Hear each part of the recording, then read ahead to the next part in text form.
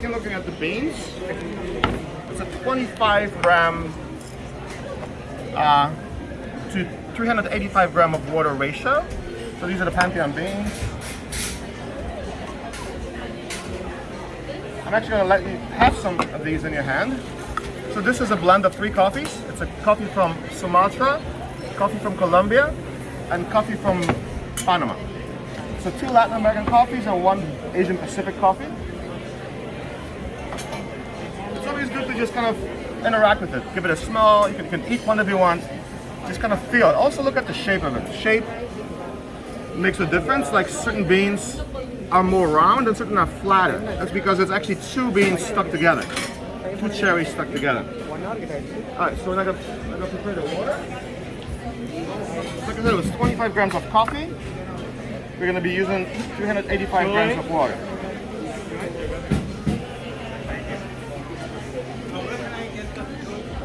Straws for me on the counter card.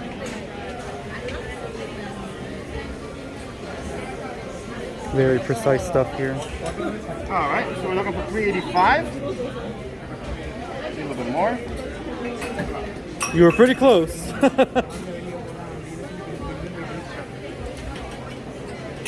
want to be pretty much spot on.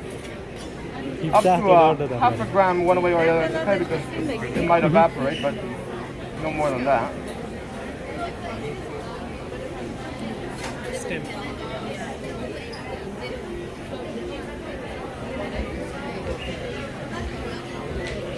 There we go, 385. Wow, perfect. Spot on. So we have the water. Let's do it on the corner one since you guys try to get a better view of that. Okay. One.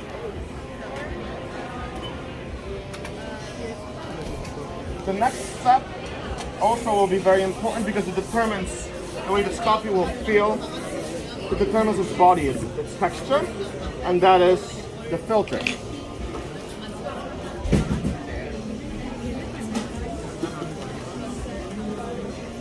Alright. So to kind of give you a perspective.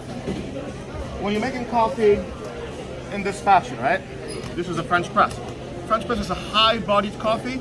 It's also a long brew. It takes 4 minutes to make a French press. More importantly, let's look at the filter. It's a metal filter, so it's very smooth. It's got pretty big permeable holes, right? This will precipitate the coffee you'll get after this will be pretty soupy. Like when you make a cup of coffee with this, when you look at it, it will have like a layer of grease, a film of grease on top, a crema and oils. If you look at this filter, it's quite actually thick in your hand. Ignore the hole in the middle because that's used for mounting. But if you hold it up against the light, you see there's no holes in it, right? Yeah. It's very, very dense. Also, if you feel it, if you touch it, you'll find that it's very abrasive, very rigid, as opposed to that metal one, which is very smooth. That abrasiveness is in place to kind of take away the oils and the sentiments, the grease of the coffee, as opposed to the smooth metal filter, which allows all of that into your final drink. So when many people observe this is actually your pastry.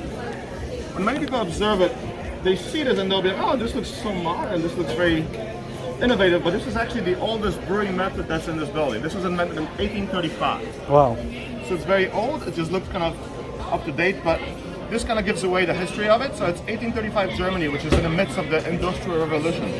It's 2 metal plates which screw together with the thread. And then we have a spring and a hook to seal the filter. So we drop this chain through this chamber, and we use the hook and the spring will see. We need to evaluate. We're going to make sure there is no gaps, because if there was a gap, that would kind of defeat the purpose of doing this. We're going to make sure there's no gaps, and then we can get started.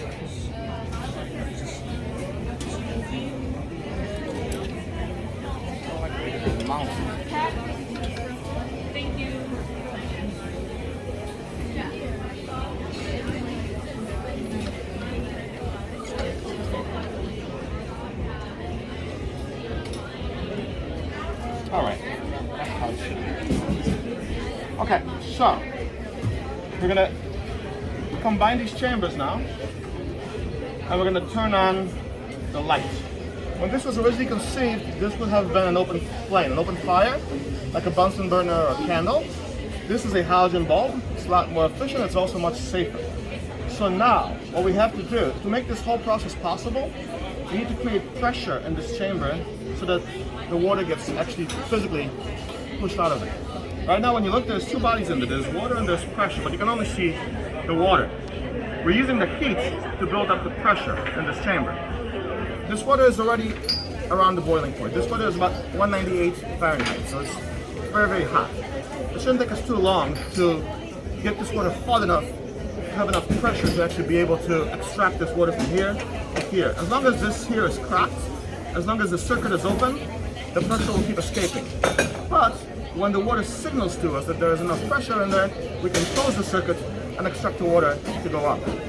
So the signal comes in the form of these bubbles. The water will have a streak of champagne like bubbles going up and down. When that is visible, we close the circuit and the law of gravity will be not longer in effect.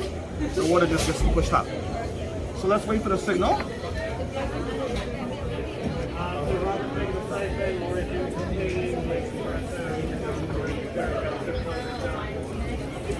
Alright, as we wait for the signal, I'm going to grind this coffee.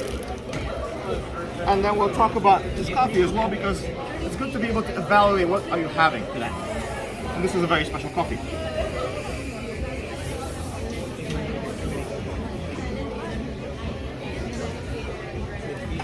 This is what happens when you pay $17 for a cup of coffee. There's a half an hour process for you to get your damn coffee. Definitely wouldn't recommend. The grind. The grind is very important. We grind it a little bit coarser. Like I showed you the filter. The filter is very dense, right? The filter is very dense. You could really grind it as fine as powder. Nothing could get through that filter because it's a very dense filter. However, the density of the coffee decides how fast you go. So if it's a slow brewer like the French press, we grind it very coarse because it takes 4 minutes. If it's a fast brewer like espresso, which is maximum 30 seconds, we grind it very fine. In this scenario, we could have ground it very fine. However, this is what's called a medium brew. It's supposed to take about 1:35 seconds. So if we were to grind it too fine, you lose control over the pace of how fast everything happens. If it's too fine, it might happen faster than you want it to. So we grind a little bit slow. We grind it a little bit coarser to have more control over how things go down. So we're getting the signal. This is the signal we talked about, right? Those bubbles are happening. So we're going to seal and close this circuit.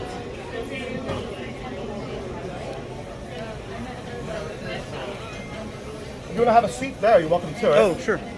Thank you. And I'm like, oh, okay, cool. So I texted her. All right. So now slowly, this water will be extracting itself from this chamber to this one. It's already kind of knocking at that ceiling, wanting to come up. Like with Dana, I called her. As I said before, this is a blend of 3 coffees. That's from Panama, Colombia, and Sumatra. When evaluating coffees, you want to look at certain information that are important to what you're dealing with. You want to make sure you know the varietal and the process. So the water is coming up now.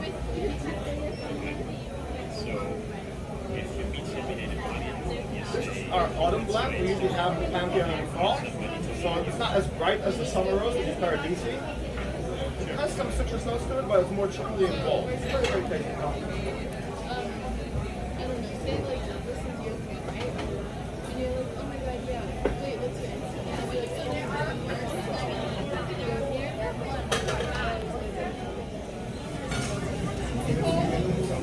بغلمونم پول نده و داره فیلم میگیره چه لذتی میبره. So as we get the water set, we're about to dose the coffee.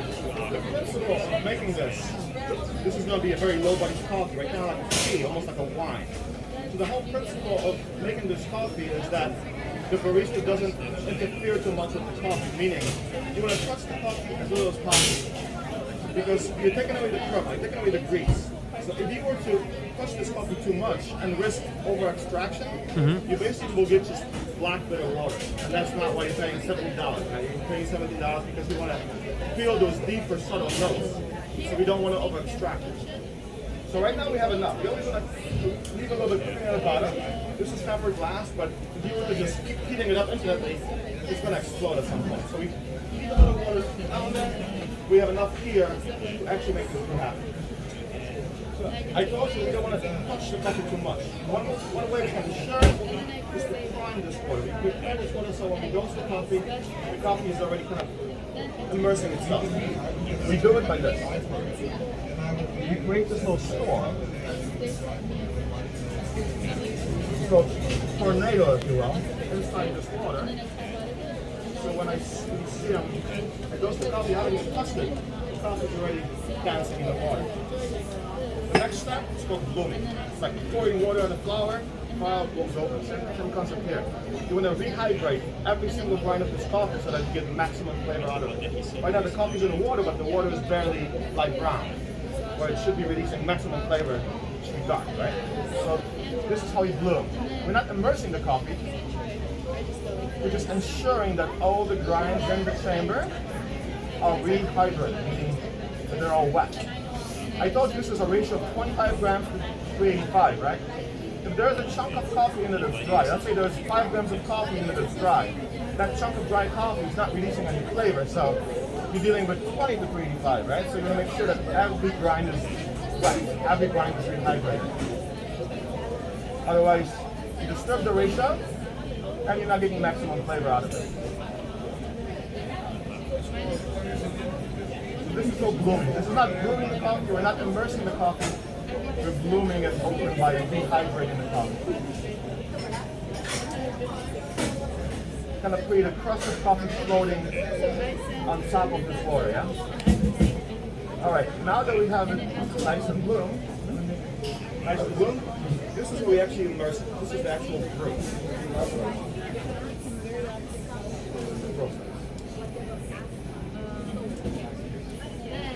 Alright, so you see a transformation happen. Before you had this kind of crust of coffee floating on top. Now you have actual features that a true coffee cup should have. Most notably, you have this, which is the crema. And you have 2 other layers here.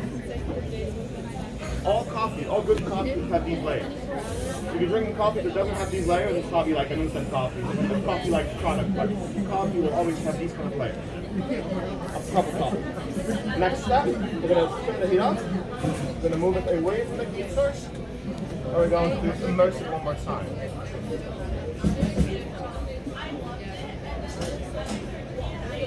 So you see, it just took a few seconds, right? For the gravity to take effect again. It's a very, very close game, just a few degrees that keeps that pressure alive. But the heat off, it's not enough to keep the pressure alive, the water will win that space over again. The only difference is right here. The filter will hold back the grinds, the oils, the sentiments, giving you this clean wine-like drink on the bottom. I want you to play that two things. One thing up top and one thing on the bottom. Up top, we need to achieve this, a dome of grinds. On the bottom, you need to achieve this, explosion, this gargle. 2 reasons. The explosion, these are the last remnants of CO2, carbon dioxide. When they roast the coffee, right over there, every coffee bean is coated with carbon dioxide. That keeps the coffee fresh, it keeps the coffee from going stale. After the roast, the coffee goes over there, the big brown cask. It's called degassing. It sits there for 7 days. After 7 days, the coffee is degassed enough to serve. However, there's always some gas left, keeping it fresh. That's why coffee bags have a valve, a one-way valve, the gas in the bag. This is the last remain of that gas. Second thing, the dome indicates that we did not over-touch and over-interfere with the coffee. We kind of just let it dance. There was some momentum. And this shows us that. If this was like a flat or like an inverted thing, I would have to do it over again. It wouldn't be servable. Alright, let me get a vessel for you. One thing of note, this is still very, very hot. So I'm talking to you because I want to tell you this stuff, but I'm talking to you just to stall. I want to make sure that we wait and not burn I won't drink it if it's too hot. Yeah, I don't want you to burn your tongue because if you burn your tongue, you won't be able to taste anything. Yeah. Especially this expensive coffee. Give it a minute. One thing that we do is what's called a long pour. We long pour it, and this exposes the coffee to air.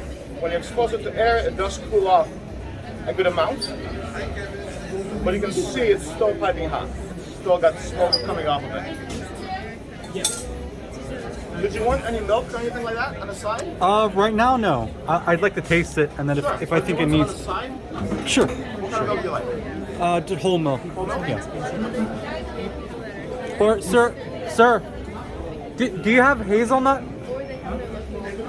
Hazelnut milk, not flavoring. Almond or soy? Oat then, yeah. Thank you. $17 dediğim yiyorum. Hasan خیلی کیف کرده که بدونی که پول بده به زنش داره نشون میده که این چه اتفاقی افتاده. خیلی هم. Coffee seems like a science experiment. Yeah, Is this your first time trying it? yeah, it is. What is it exactly? It's siphon. It's just they use gravity to pull the water back from the thing. So the coffee is the one that they were just roasting up there, the Pantheon. Pantheon coffee? Yeah. Okay.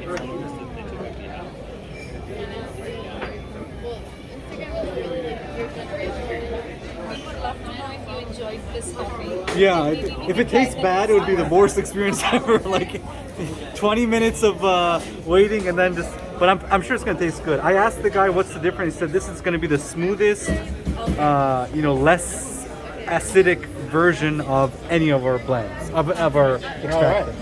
Beautiful. Thank you so much. Enjoy. Let me bring you a pastry. Thank you.